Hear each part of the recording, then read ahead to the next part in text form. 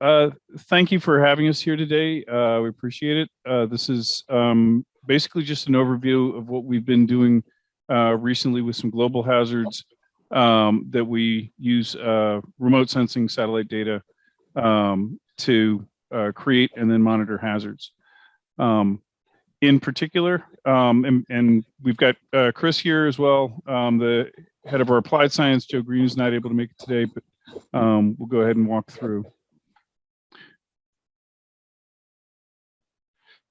So at the Pacific Disaster Center, one of our strategic goals is to try and make them fully automated global hazard monitoring and alerting so that we don't require any sort of intervention and are able to quickly sort of disseminate information, get out products to folks to be able to use it.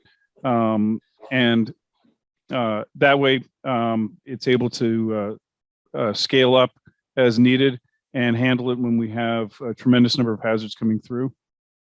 The three examples we want to take a look at are global wildfires, where we actually use the VIIRS thermal anomalies from the NASA firms.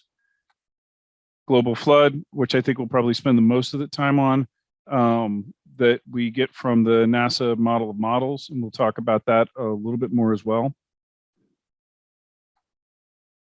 And then something we're still working on right now, which is global landslide, that makes use of the NASA LASA model, their newer version of it. And hopefully we'll be able to roll that out fairly soon. The DisasterAWARE application is a global alerting platform, and it's able to integrate source data on a variety of natural and man-made hazards. We have actually several versions of it, including we've got Disaster Alert, which is a public version with nearly 2 million users.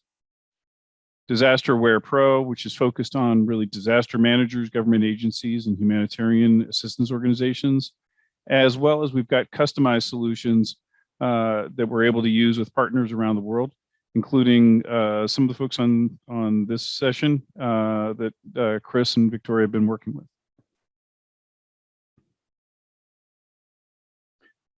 The users community for this includes local, state, and federal agencies, as well as international regional organizations and other national governments.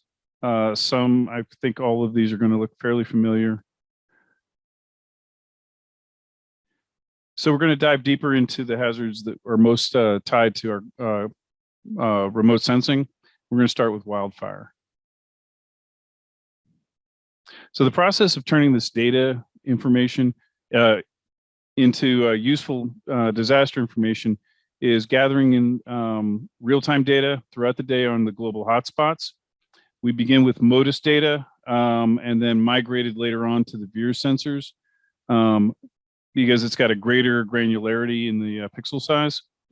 What we're actually doing is gathering up radiative power from that satellite feed and then putting it through a process where we basically gauge it on that radiative power against what we've tested for likely fires, and then using those pixels to group up and set some buffers to determine some rough perimeters.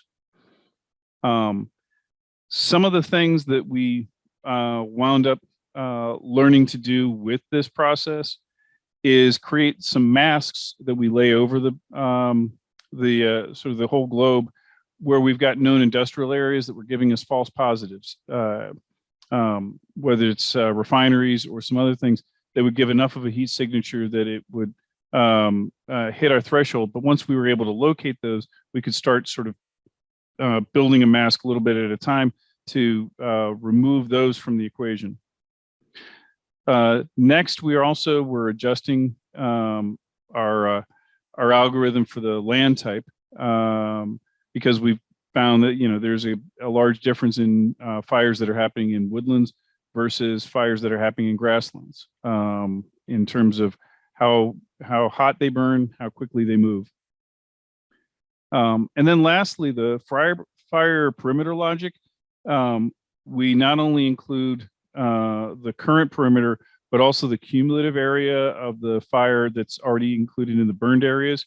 Because as that perimeter moves, those burned areas are still being are still impacting populations around them.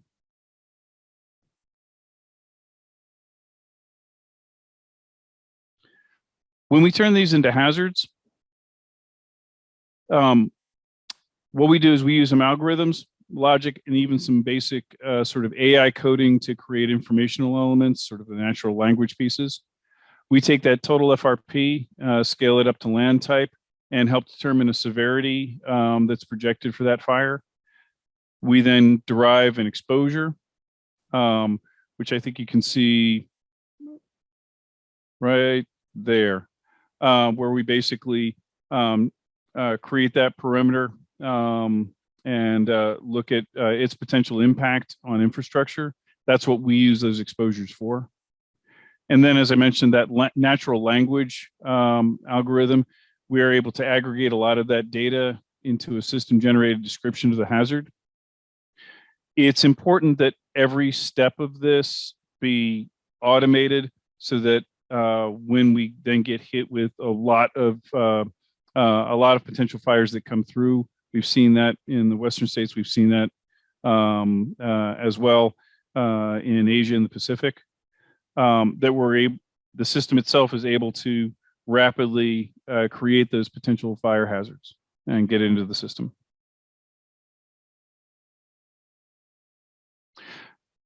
Now we're going to dive a little bit deeper into global flood, but we'll see a lot of those same elements because we're really talking about a very similar process, which is taking in data and ultimately creating hazards that are going to display out across the system.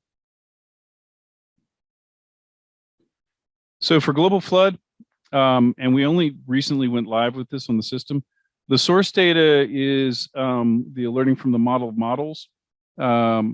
So that model of models is built on a combination of flood risk probability and observed information. So it's both projecting future events based on what's going on with rainfall and other things, as well as observed data such as DFO and VEERS and rainfall that's coming in from the HWRF. We use all that to try and make a final determination based on these level 6 watersheds. And I'll show you a little bit more of that in just a moment. But what you can see just in this blue area is this is moving from level 1 all the way down to level 6. Level 6 is the finest granularity we deal with in terms of potential flood hazards. But we bound it by level 3 so that we won't let potential floods get any larger than a main river basin. For the most part, they don't fill those up, and we can actually have multiple flood hazards within that river basin. But that's the logical boundary that says that this is a separate event from things that might be on the other side of that, of the perimeter of that boundary or that basin. So digging into the model of models, this gives you a more of an exploitive view of the data that's coming in. And as you can see, these are readily available models that we're using: GFMS, GLOFASS, HWRF when we have storms, DFO where we've got the observed data, and then the VEERS, which we've just recently, which the model of models team has just recently been integrating into the data stream. Each of these gets this gets a weighted value, which brings it out to a potential hazard score. We then, the model of models then takes that score and applies it to the residual risk of each watershed on the planet. And at that point, it comes out with basically risk ratings across all of those watersheds globally. This is what you see once you begin filtering it into the things that are most likely. What you can see here is a watch, warning, and advisory strata for those elements of risk. And obviously the highest risk it becomes the most concern. You can also see that when this model is detecting a lot of flood potential activity, in this case stretching across Africa as well as in subcontinent and down into Southeast Asia. These aren't just one single event. We break those up, as I mentioned, into those level 3 watershed boundaries to create those individual hazards. And those individual hazards are what you see here with the red icon for the flooding.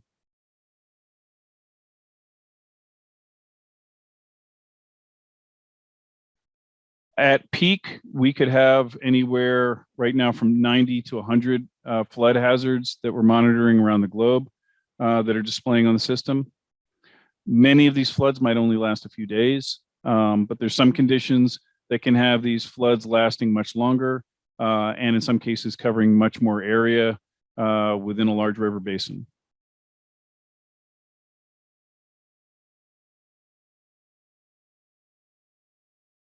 And then when we move on to the hazard itself, what we're creating there is we take that severity and we use the our National Weather Service severities as the basic model for defining those levels. We put in, as we mentioned before, a natural language description that's generated from the events. We also produce situational awareness products that talk about the exposure, likely exposure to population, to households, and some other contextual information, as well as local rainfall, and affected airports, seaports, and hospitals. This is a standard product that is generated for the floods, and again, it's generated automatically. Everything I'm showing you is has been designed to generate automatically as the data comes in. Lastly, I want to talk about landslides. This is still in development. For the landslide hazards, our data source is the NASA Landslide Hazard Assessment for Situational Awareness, or the LHASA model. It produces severity determinations for individual 1 kilometer pixels. That's the smallest resolution they've got, but that model is actually built as well around the iMerge data that comes in, and those are 10 by 10 pixels. So that's why if you can kind of see in this illustration, you can see some fine granularity in that are the 1 square kilometer, but you'll also see the larger squares, and those are the 10 by 10s that come from the iMerge input. As we've seen kind of with the other hazards, we first establish a threshold for incoming data to kind of limit it to the likely potential hazards. We group the data. In this case, the probability pixels form a cohesive incident. And what we have observed with the LHASA data is these pixels form actually quite naturally. They come in fairly coherent, which makes our job just that much easier. So we don't really require a whole lot of buffering. I think right now we buffer it at about 20 kilometers. So that sort of keeps any small gaps from separating events that are really tied to the same basic indicators. Some innovations that we've put in with this one is while the highest severity is the 0.9 and above, that gives us the warning level.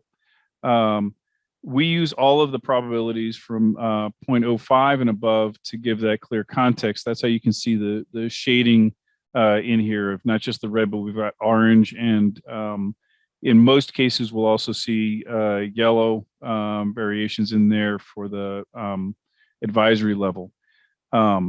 In some types of hazards, you would see this kind of spreading out in concentric circles, but what we see with landslide is it does actually fill in the gaps and make for a more coherent issue. We also, to try and eliminate false positives, we only go where if the detected area doesn't intersect with a known mountain range, it's considered a false positive, and that's what you can see in this illustration. Those landslide pixels over on the right side, this is actually just is one continuous picture. They just happen to be sitting side by side. But the one on the right is an area that's actually in flatland, desert area. And so this is a false signal that's coming back in. And what we know is because of the topology of that area, that's a false signal. It's not going to be a landslide area. But over on the left side, it is intersecting with no mountain ranges. We know that that topology does lend itself towards potential landslide.